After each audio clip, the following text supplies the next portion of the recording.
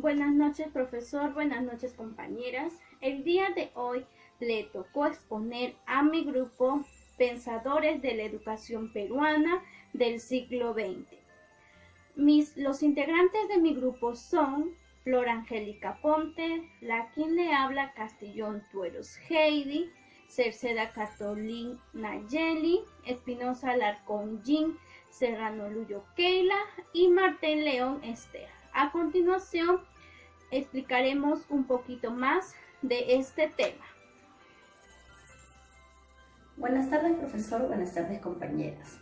El día de hoy les voy a hablar de un pensador, maestro y político, Alejandro Deustoa, en la cual hizo valiosas contribuciones a la educación. Hablaremos un poco de su biografía. Él nació en el departamento de Junín en el 22 de marzo de 1849. Estudió en el colegio Nuestra Señora de Guadalupe de Lima. Él hizo su formación en la Universidad Mayor de San Marcos. Falleció el 6 de agosto de 1945. Él hizo muchas obras, en la cual resaltaron tres. Una de ellas es El problema de la educación nacional en el año 1904. Su segunda obra, Apuntes sobre la enseñanza secundaria. Eso fue en el año 1908. Su tercera obra fue El problema nacional de la educación en 1935. Bueno, Alejandro Deustoa fue un hombre que a lo largo de la vida tuvo como centro de sus preocupaciones en la educación. Para ello, planteó 8 pensamientos de mayor relevancia, en la cual les voy a decir en este momento. Su primer pensamiento fue: el problema educativo es amplio y complejo. Deustoa destaca los aspectos sociológicos, morales, religiosos, económicos y políticos como los más importantes en la educación, a lo que él llama la ciencia de enseñar. La educación merece estudiarse con detenimiento y amplitud, que al no hacerlo es ser ignorante de nuestra realidad. Eso fue su primer pensamiento. Su segundo pensamiento fue: el problema educativo guarda relación con el problema moral. ¿Qué nos dice? Deustoa guarda una estrecha relación con la ética. ¿Qué quiere decir? Que el problema educativo es consecuencia del problema moral, en la cual Deustoa insiste en la necesidad de educar a través de las ideas morales.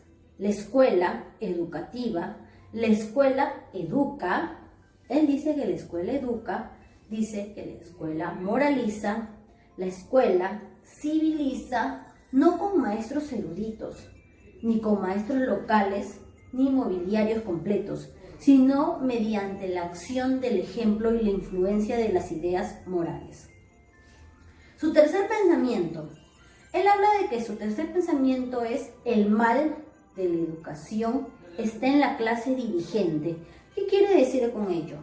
El problema de la educación es muy grave y no se resuelve solo con reformas ni con leyes, sino la pregunta de quienes deben educarse. Él se preguntaba: ¿quiénes deben educarse?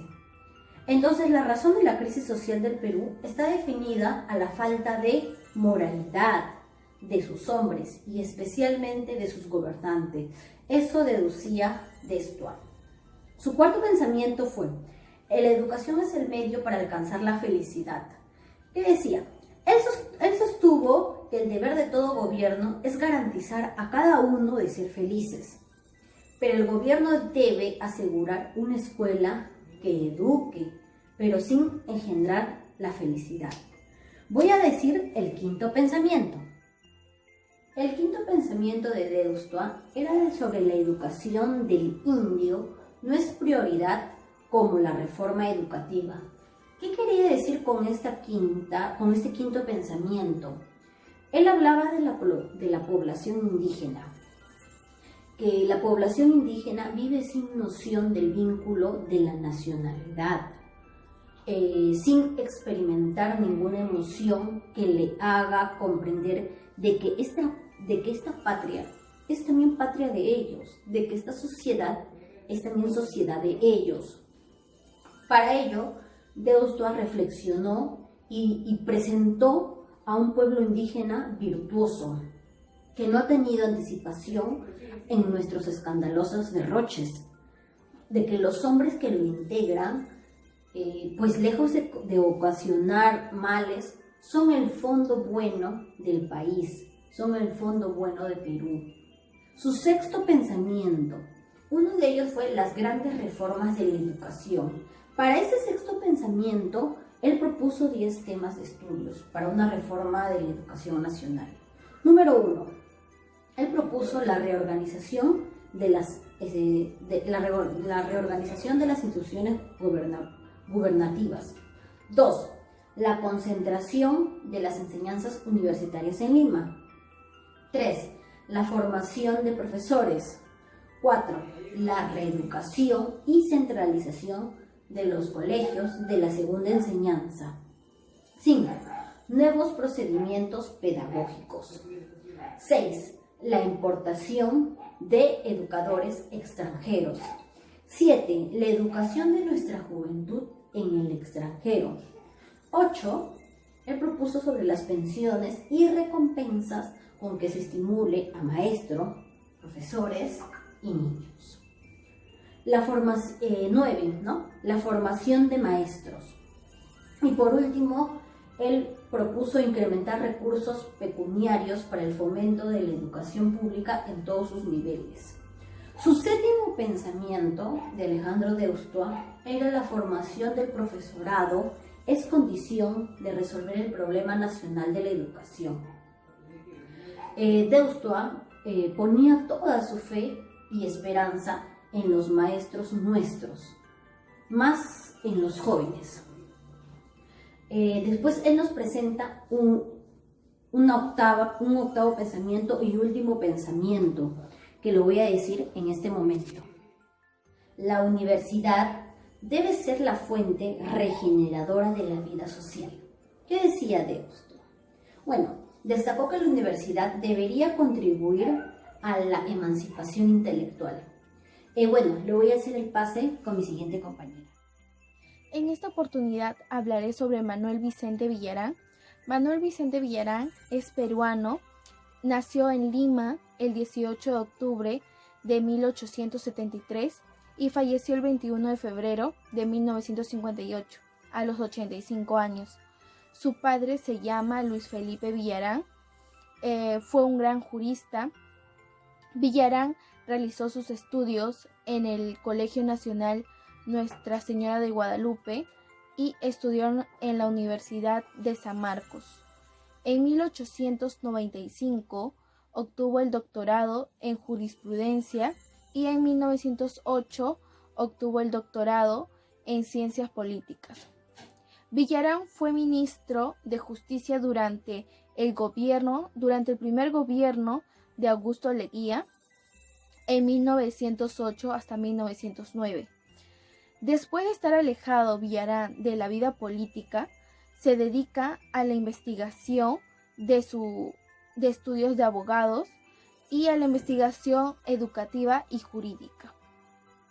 Según Villarán, la educación se caracteriza por ser democrática, simple, científica, común y profesional. Villarán propuso nuevas formas educacionales, nuevas actitudes y metodologías científicas para la liberación progresiva del ciudadano peruano. Creía en rehacer y cambiar el sistema educativo en una nueva orientación pedagógica para el trabajo, la creación de riqueza, la reforma social, el desarrollo económico e industrial del país. También dijo que nuestro régimen de educación no corresponde a la realidad, parece haber sido inventado deliberadamente para otro país y otras épocas.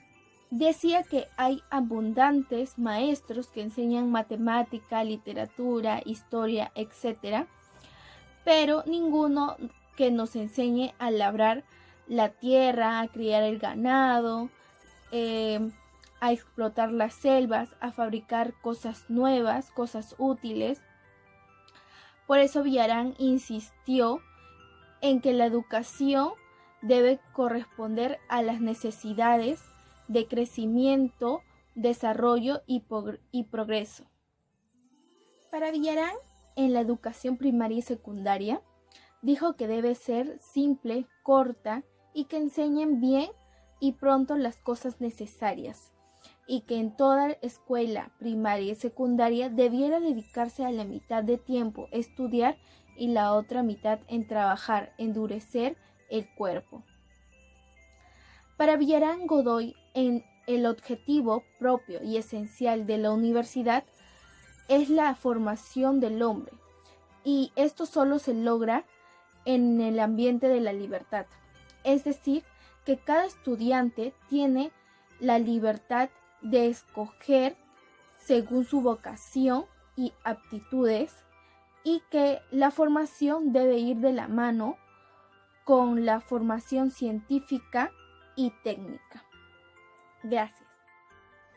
Yo les hablaré de José Antonio Encinas.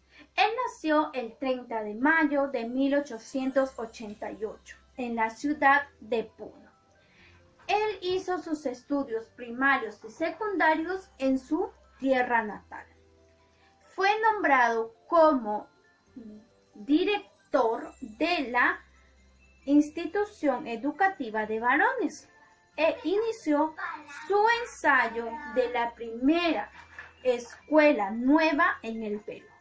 En 1931 fue elegido como rector de la Universidad Nacional de San Marcos. En 1957 fue elegido como director del Instituto Indigenista Peruano y fue presidente de la Institución de Lenguas Aborígenes. Él falleció el 30 de julio de 1958 de un infarto a la edad de 72 años. Algunas de sus obras de José Antonio Encinas fueron La educación india, que fue en 1908, La educación de raza indígena, que fue en 1909, El problema del profesorado nacional, que fue en 1910, y el último, que fue Mi familia, mi escuela, mi casa, en 1934. Pensamientos pedagógicos de José Antonio Encinas. A continuación les mencionaré algunas síntesis de sus principales ideas. El primero es: el problema de la educación es básicamente social. José Encinas ubicó el problema de la educación peruana básicamente en el campo social, ¿no? La educación del niño para Encinas no solo era un problema pedagógico, sino también social, ¿no? Es por eso que Encinas mencionó que el Estado no solamente debe proporcionar una educación formalmente pedagógica, sino que también debe proveer alimentos y vestiduras para que ellos puedan tener una buena subsistencia, ¿verdad? Porque ustedes saben que un niño mal alimentado, ¿verdad? Si va al colegio, no toma desayuno, o cuando llega a casa no almuerza, entonces no va a tener un buen rendimiento académico. A eso se basa en esta primera idea Encinas, ¿verdad? Bueno, la segunda idea fue: la escuela debe estar centrada en la experiencia del niño. Encinas plantea esta actividad, ¿verdad? Que debe estar centrada en el interés que tiene el niño, ¿verdad? El interés y la experiencia que él obtiene en su entorno, ¿verdad? La experiencia que Encinas como maestro de escuela, ¿verdad? Fue valiosa y el aprendizaje que adquirió, ¿no? Fue sorprendente para su tiempo. Lo lamentable es que esta experiencia del gran maestro puneño casi nadie lo conoce, ¿verdad? El siguiente fue la escuela rural no debe redimir al indio, ¿no? Encinas trabajó como maestro en el departamento de Puno, entonces él vio la problemática que tenía la población indígena, ¿verdad? La condición que ellos estaban pasando, ¿verdad? Entonces, Encinas, preocupado por la educación indígena, él tuvo una pequeña idea, ¿no? Entonces, él inició una pequeña campaña de reivindicación de los derechos del indio, ¿verdad? Aquí les colocaré una síntesis que él puso, ¿no? Basándose a esta idea. Muy bien. Carlos María Tigui nació el 14 de junio del año 1895 en Moquegua y falleció el 16 de abril del año 1930 en Lima. Se casó con doña Ana Chaupe y tuvo 4 hijos. Su obra de 7 ensayos de interpretación de la realidad peruana escribió para la revista Mundial y Perú en defensa del marxismo, ideología política, entre otros. Temas de la educación, en donde se expone un conjunto sobre los rasgos y problemas de la educación en su tiempo. Su pensamiento pedagógico educativo de la Mauta es amplio y muy complejo. La dependencia de la educación, de la historia y de la institución pública en el Perú es una permanente independencia. La herencia española era exclusivamente una herencia psicológica, intelectual, económica y social. El privilegio de la educación persistía en un privilegio de la riqueza en una sociedad clasista. La educación era para la clase alta. La influencia francesa, la enseñanza no logra acabar con la influencia española y de este modo la influencia francesa, en vez de venir a atenuar o corregir, vino a complicarla. La influencia norteamericana inicia con la reforma de una empresa congruente con el rumbo de la evolución histórica del país. El problema de la educación es económico-social. La crisis de la enseñanza coincide con la crisis política. La educación tiene un carácter clasista. La función de reforma de enseñanza con las necesidades de las clases sociales. La escuela burguesa separa a los niños en 2 clases. El niño proletario no tiene derecho a la escuela burguesa, sino a una institución elemental. La educación no basta para redimir moral y socialmente al indio. La población era mayormente indígena y estaba excluida de la educación formal, por lo tanto era analfabeta y por lo tanto ignoraban a la educación del indio.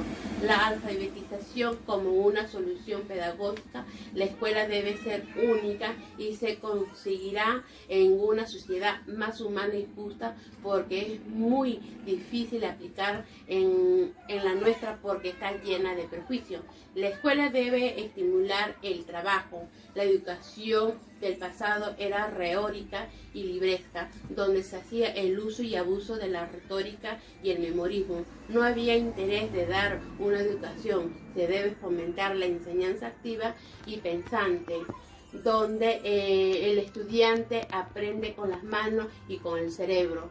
El magisterio es postergado por el Estado. En otras palabras, había crisis en el magisterio peruano. Ocupa en un primer plano sin maestros auténticos por la baja remuneración.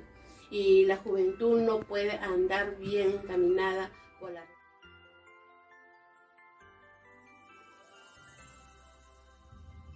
Augusto Salazar Bondy. Augusto Salazar Bondy fue un filósofo peruano.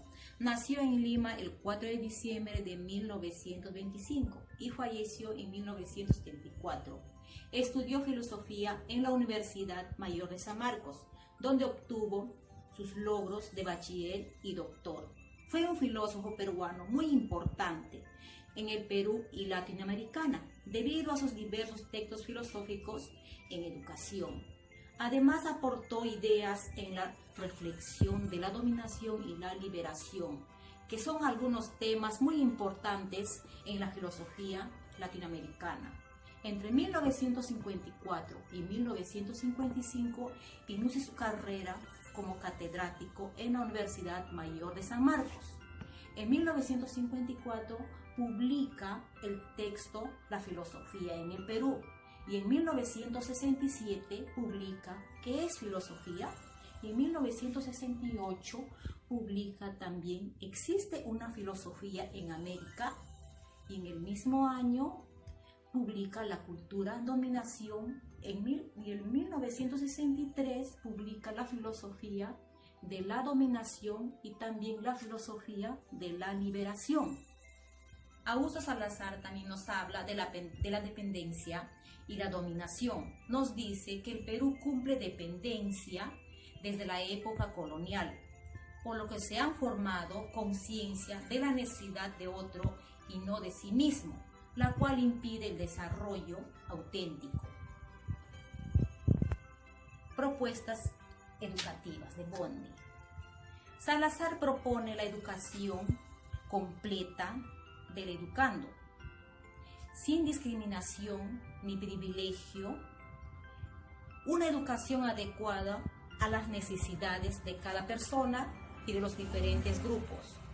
Plantea que el educando deje de ser objeto de la educación para ser sujeto a la educación. El educando debe buscar sus propias formas de ser.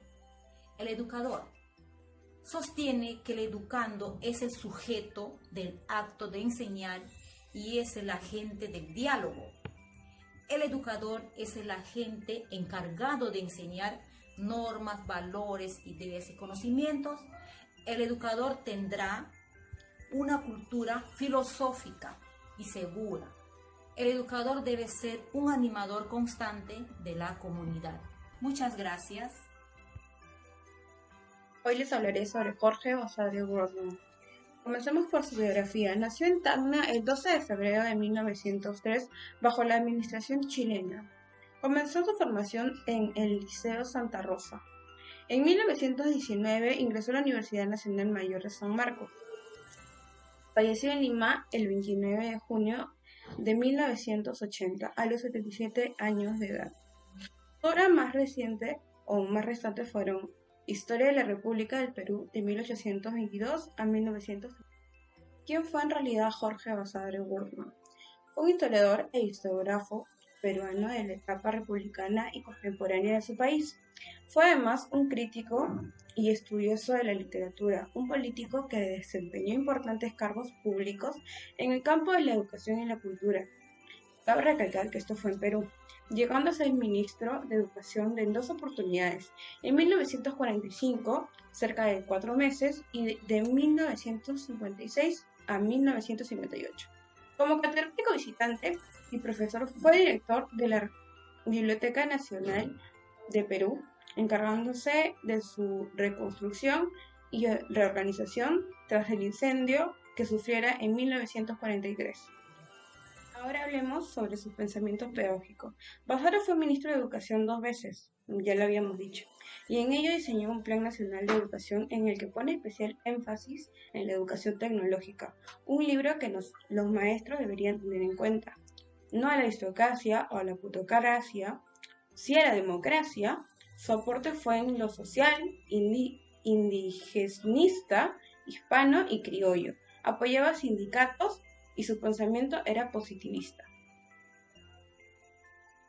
¿Cuáles fueron los aportes a la educación peruana por parte de Jorge Basadre?